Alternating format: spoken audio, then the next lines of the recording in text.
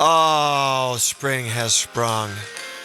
We now have 12 hours of daylight again from 7:30 to 7:30 with daylight savings time as we arc toward the vernal equinox. John Jacobson here with you and my good buddy, my friend of decades, Dr. MD Peter Tinsman. Welcome to Boomer Good evening, Takes. John. Boomer Good Takes. evening. Yeah, good evening, Pete. Boomer Takes with Pete and Jake. And guys, the weather has been beautiful all week long here. Room temperature 70s. After a week of rain, we've seen clear skies, and everybody's got a little more spring in their step. Literally, pun intended. Studio engineer Sean Torres here, that great American. And we are caromming from this great Ottawa Tower here in the East Central Plains of Kansas, where we are your official home and away voice of the Kansas City Royals. Are going to be fighting for that division championship this year. We are not far from opening day, the 27th here of March. And guys, 1220, 1037. Listen to us anytime on KOFO.com, streaming live, and this show always on your podcast. This show is so popular, it's moved up to the vaunted 630 perch. Must listen, radio glisten here after the Jacobson group. And guys, want to welcome our folks listening from the capital, the Topeka, where the legislature is busy working. To all the Rock Chalk Jayhawk fans at KU, they are hoping for that Final Four. To our folks in Baldwin City, Baker University, home of now Steelers coach Mike McCarthy, alum and board member. And then we go over to Wellsville, and we head to Gardner, and we go right into Olathe, that great suburb of KC-Mo. And Princeton and Paola and Osage and Osawatomie and Linden. And my goodness, guys, we've got folks listening here deep in the heart of Ottawa itself, but all the way over to Emporia as well, which is not far from K-State and the Wildcats.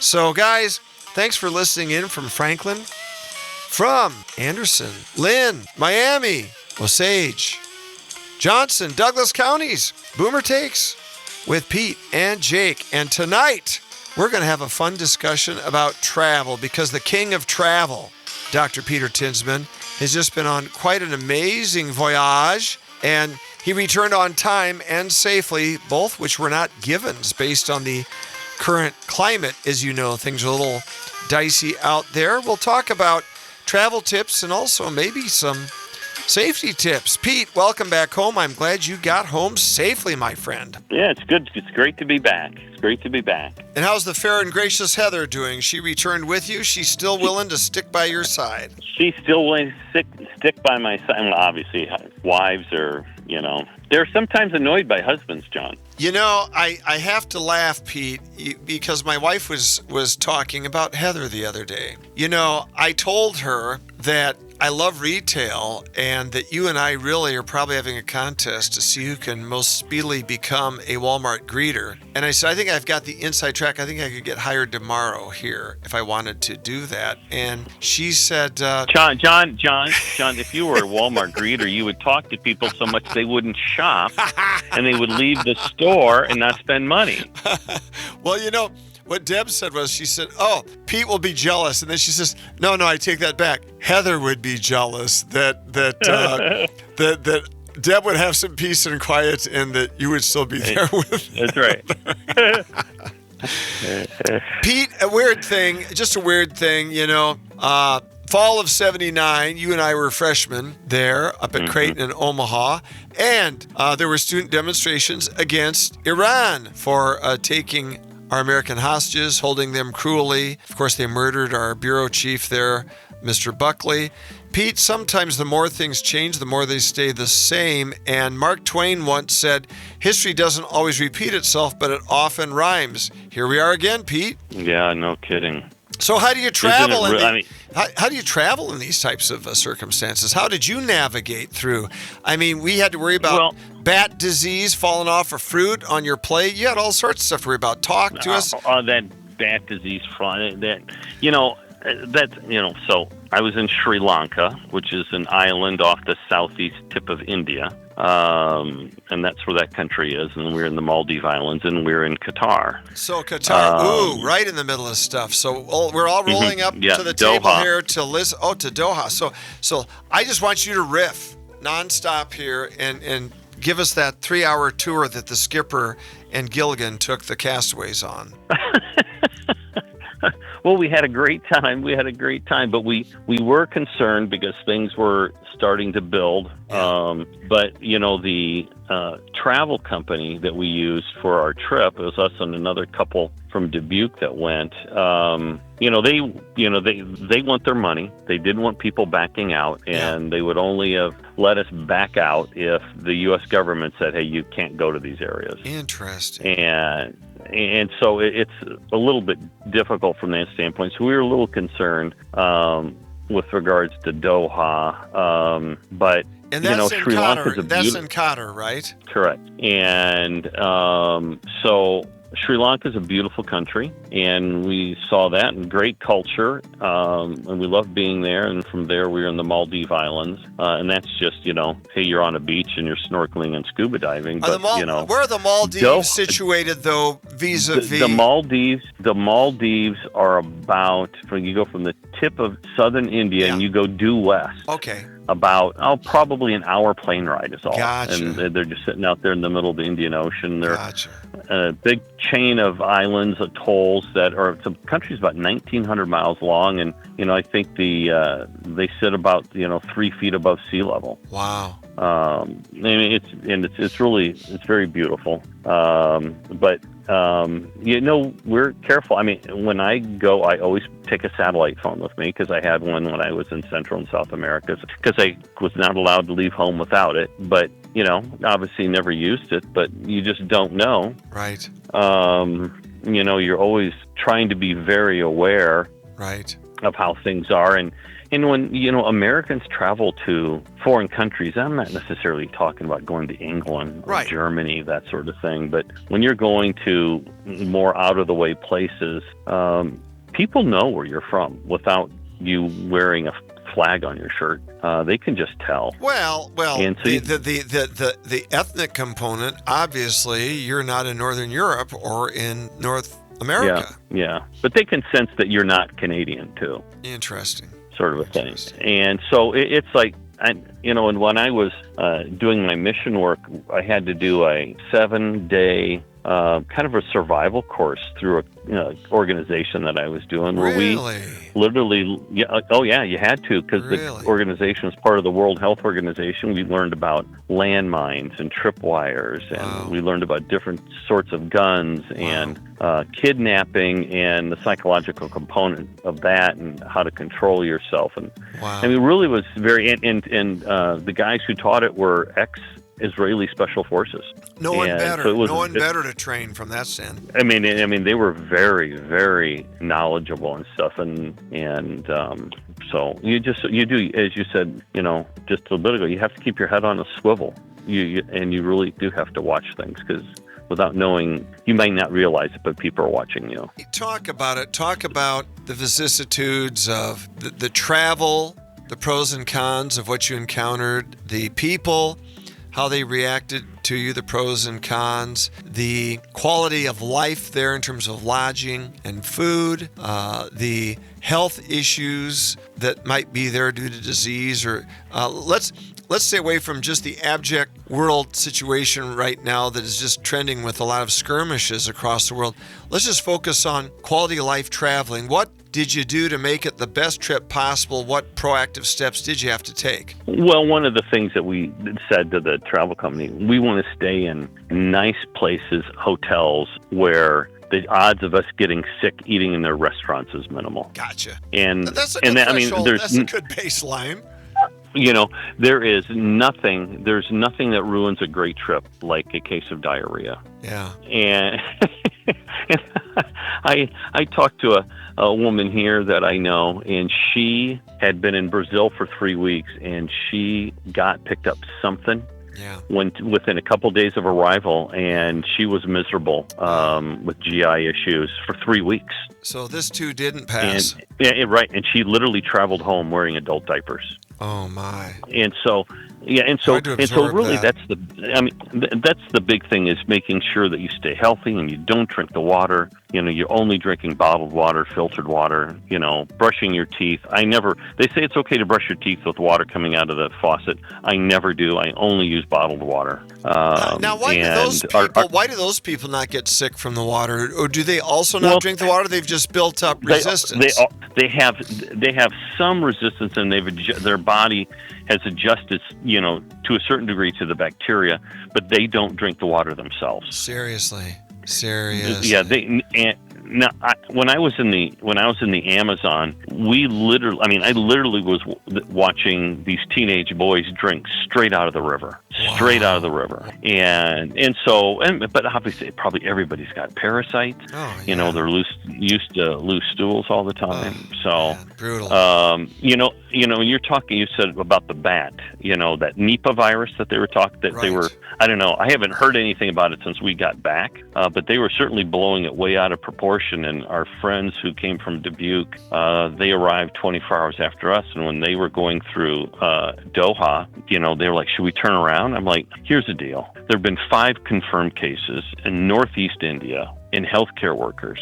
That's a couple of thousand miles away. What are the odds that an infected bat is going to fly all the way from Northeast India and fly right over your head and poop on your food? What are the odds? Zero. Well, I'm glad you weren't battered.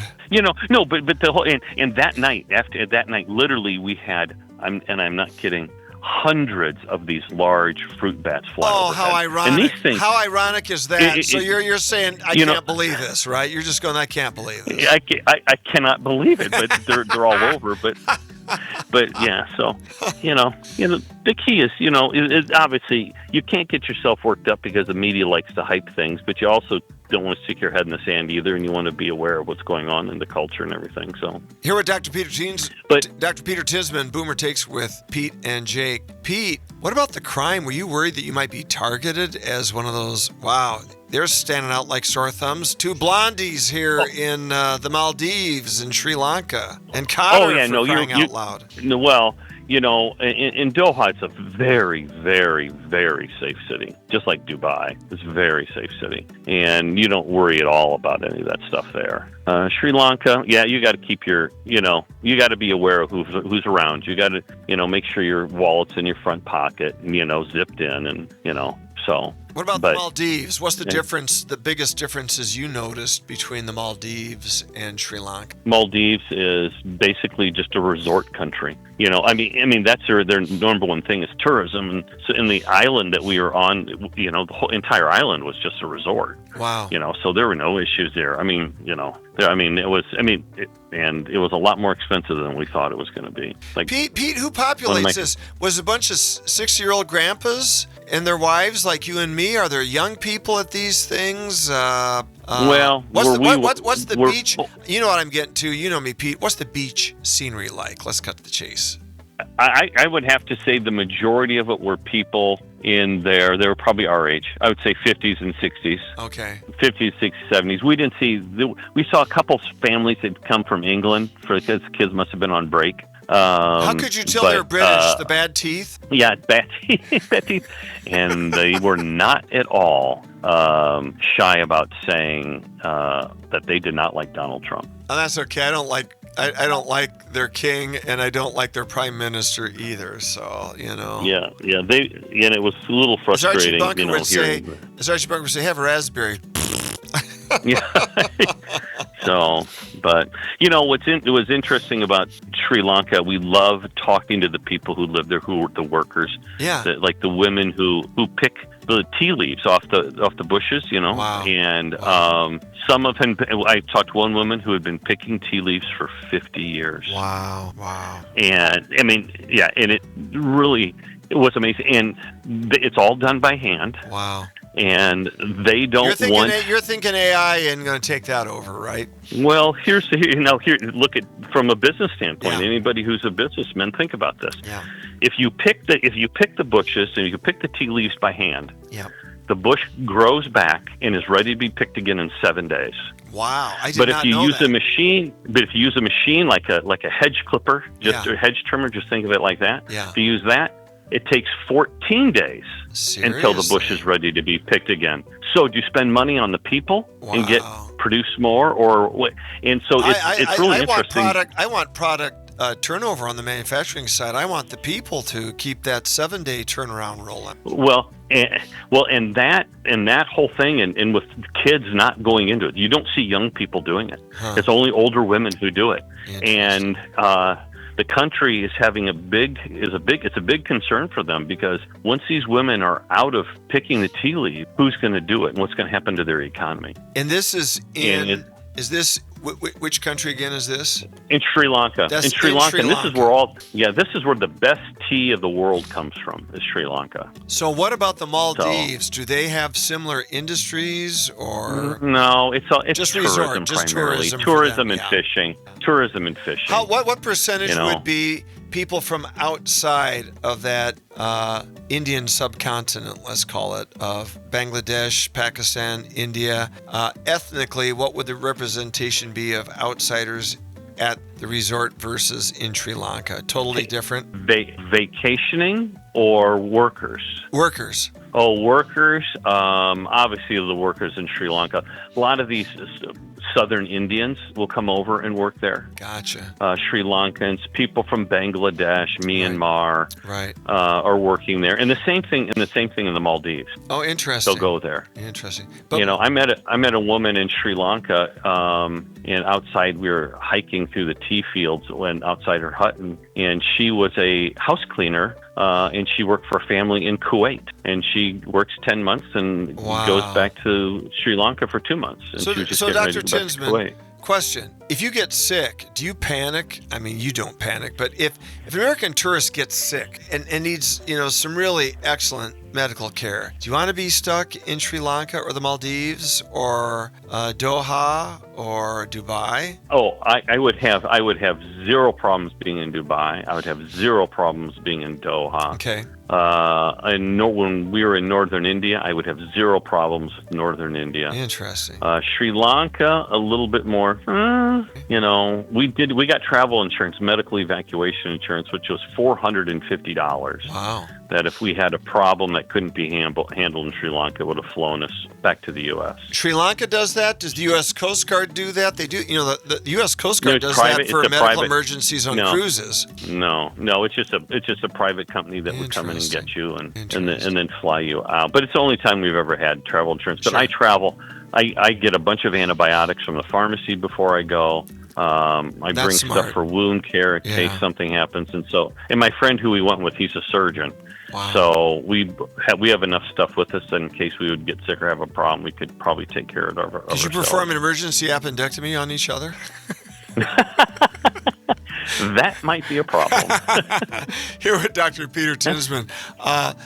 Pete, so what's your advice for people who travel? And I know that things can get a little dicey. I mean, it's well known that about a week ago, the Kansas City airport was shut down for several hours under what was deemed to be a credible threat. That shut down the whole KCI.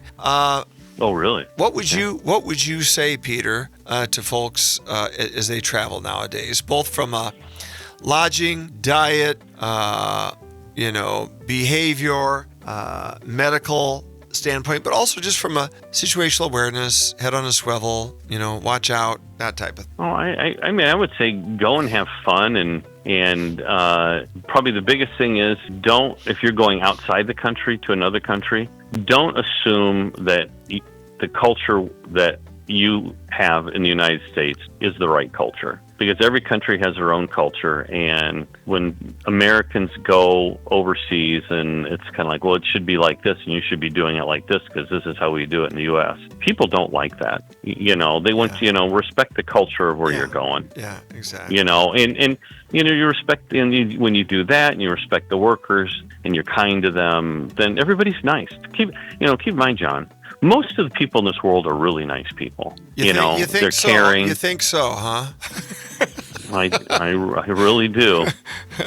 Obviously, a few bad apples can spoil it, but I do think the majority of people in the world are really nice. That's the most encouraging thing I've heard all day, Sean, because I'm not seeing it. Well, you know what, John? I'm not seeing it, Pete. Imagine what the attitude of our country would be if the media only broadcast positive things for a month. They said, just for a month, we're going to do nothing but positive. Agreed. They're the most destructive force on Earth right now. They really are. It's all negativity. Most of it's lying. I would say this. I believe that every word that is said by the mainstream media is a lie, including and the. That's why we love radio here, because, we can give an alternate take once in a while. Yeah, it's very disappointing. I mean, it's just disappointing, but it's what we live in, and maybe it's better off we just turn off the news and we don't listen to anything. Well, Pete, I'll tell you in all honesty, what gives me great hope and encouragement, and I'm being very serious right now, I get to teach hundreds of young people each semester, and I am so encouraged by the vitality, the vigor, the enthusiasm, the joy that our young people have, college-age kids. Some of it is because they are blessed with great physiques that allows them to be scholarship athletes. Ottawa University recruits basically 100% of the student body are athletes on scholarship, and they love to compete, and they're friends with each other, and they're students. I see a lot of that among our young people, so I'm encouraged there. Maybe Pete, do we all turn into grumpy old men? Are we all going to end up being, are you and I going to be like Walter Matthau and Jack Lemmon searching for Burgess Meredith? And I think probably the answer to that is yeah. It's all, it's like, in travel, I mean, it's like, there's a lot to see in the United States. You don't really need to go, we don't need to leave the country to see some really great, beautiful things, that's I'm looking for really good RV parks in Kansas and Oklahoma for the spring. We got them. To visit. You need to come see the Eisenhower Library, the man, the great World War II Supreme Commander and President. You need to look at our Civil War history, both antebellum and John Brown was hanged down here. You had the burning of Lawrence by Quantrill's Raiders. There's some incredible history down here, and you've got Dorothy and Toto and Oz, and you could be a tornado spotter. You'd be a tornado weather spotter for the radio station, Pete. You can side chair with me. Yeah, I think it'd be kind of cool. Do you know where the geographic center is of the contiguous United States? Topeka, right? No, I think it's like, maybe, is there a Leonard, Kansas? Okay, well, on the Iowa Test of Basic Skills, they always had Topeka in the middle of the map. I always got like 99 percentile there. It was close to Topeka. I'll go somewhere, with I don't know where it Leonard. is. Yeah, my engineers. I don't know. Wait, I think it's up close to the Nebraska border, kind of mid portion of the state. No, that does make sense, and it's beautiful down here. Great plains. Literally, it is the plains. It is flat, as far as the eye can see, which is amazing. And Pete, you and I grew up in areas, that whole band, Davenport, Cedar Rapids, Des Moines, Omaha. Pete, every day down here, it's 7 degrees warmer Fahrenheit. Every single day. And compared to Sioux City, 15 degrees a day. And we basically had no winter here. It's incredible to believe, but we basically had no winter. Did y'all see snow at all?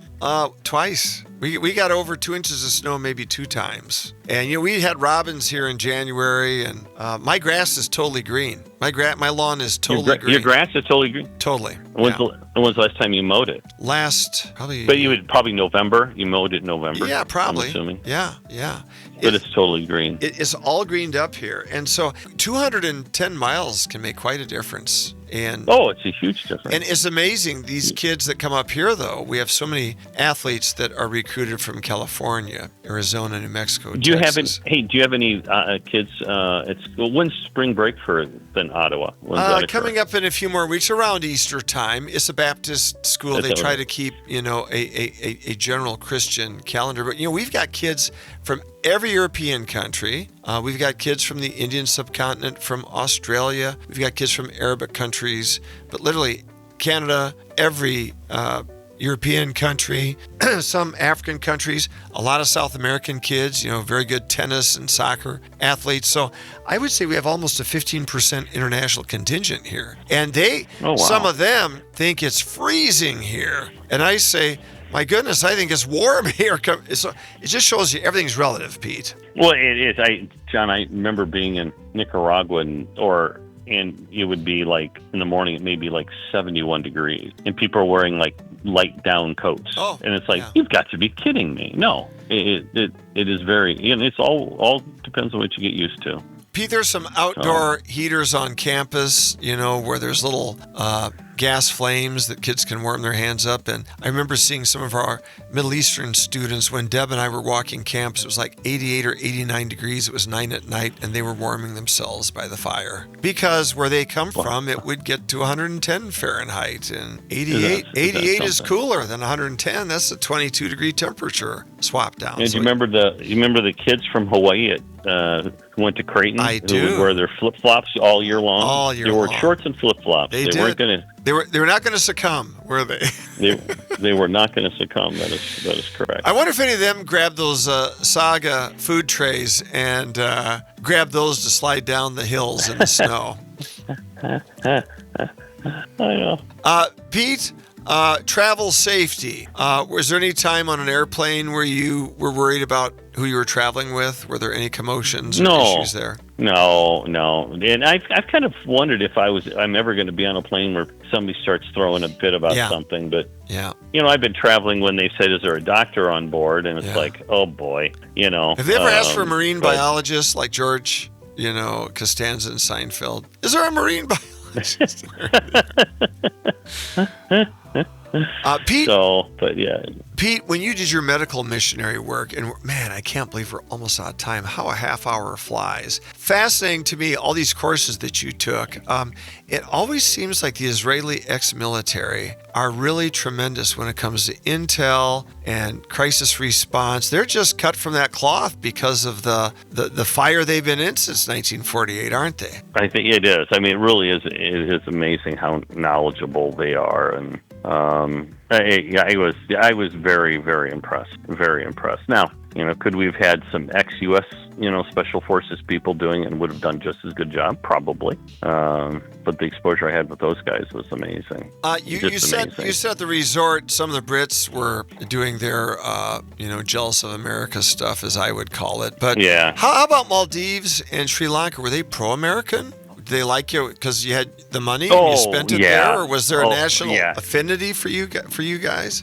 No, everybody at the resorts and hotels where we stayed, everybody was really nice to us, and keep in mind, I asked one of a guy who worked at one of the hotels we stayed at in Sri Lanka. I was just like, so is there a certain country that people come to visit from that you really don't like them? Like, they're not like the Australians or the Brits or the Germans or the Americans, blah, blah, blah. And he just said, we like everybody because when everybody comes, that's how we survive. Well, and that's how the multiplier effect of the money works. Absolutely. So, well, Pete, we've scratched the surface. We're going to do part 2 of this next week because a lot of our folks here, the doors have been open to me. My students, Pete, my students travel to Europe to do international athletic competitions. We've got powerlifting teams that go to Malta and finish top of the world. We've got teams constantly traveling. I had a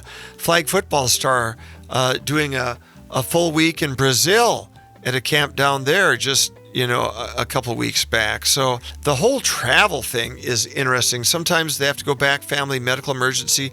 Sometimes there's a hitch with their papers to get back here, although they never come back until the papers are perfect. They're all legit, they're all legal, and they all follow all the student, visa things. But it is fascinating to hear some of these travel stories. It really is. And some of these people, if you're going to Australia from here, you're a long jaunt, aren't you?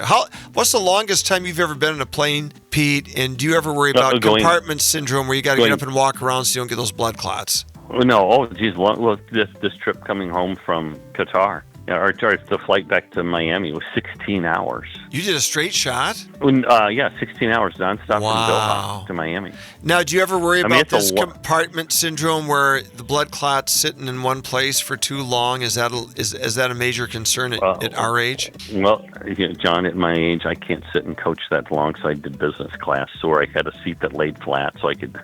Gotcha. But you do got to get up and walk every 2 hours. Yeah. So you don't get a blood clot if you're sitting upright.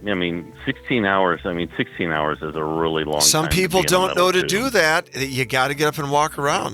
Maybe we save someone today some grief by just reminding them of that. Well, you know what, John? Probably one of the coolest things about our trip was our plane. We were in Qatar Airways, and it has Starlink for internet, Elon, for baby, Wi-Fi. Elon.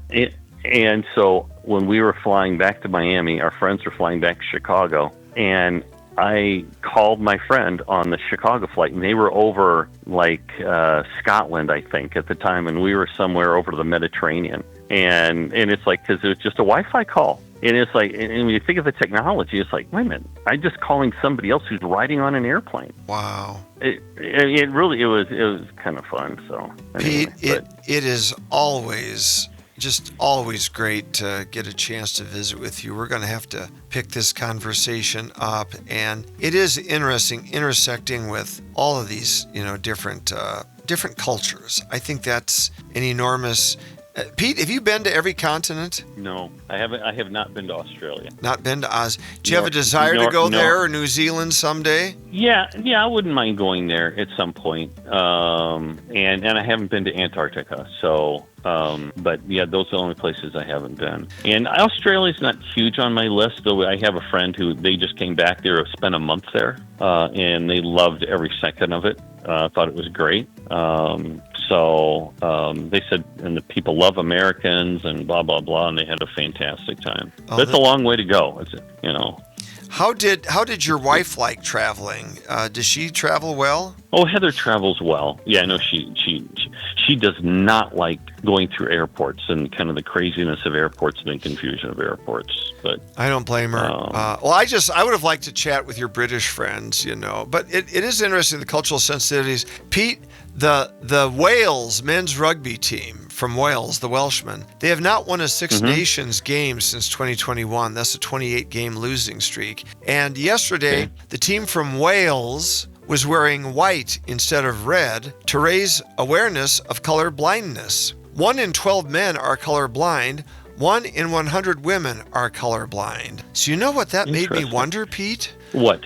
I can only imagine, John. So Captain Ahab was actually chasing a great red whale. Oh, my God. Oh, a great red Welsh. I'm sorry. I should say great red Welsh. See what I did there? I know. Yeah, but you did. Yes, I see what you did there. But John. Guys, it's been a joy. We're going to pick more of this up next week with Dr. Peter W. Tinsman, MD, a man for all seasons, truly, and just kicking around on a leisurely Sunday night. We're grateful to the good Lord for all of his blessings on Boomer Takes with Pete and Jake on this great network carrying all through the East Central Plains of Kansas, where we're the country music giant, as well as your KC Royals official home and away voice. For Pete and for Sean, this is John Jacobson saying, don't touch that dial, more excellence on following. And in the meantime, as we celebrate during Lent on our way to Easter, be safe, be smart, be good, be strong, love Jesus Christ. Thank him for his blessings, and let's arc toward a very happy and blessed Easter Resurrection Sunday. God blesses everyone. Catch the podcast. For all of us here, till we meet again, bye-bye.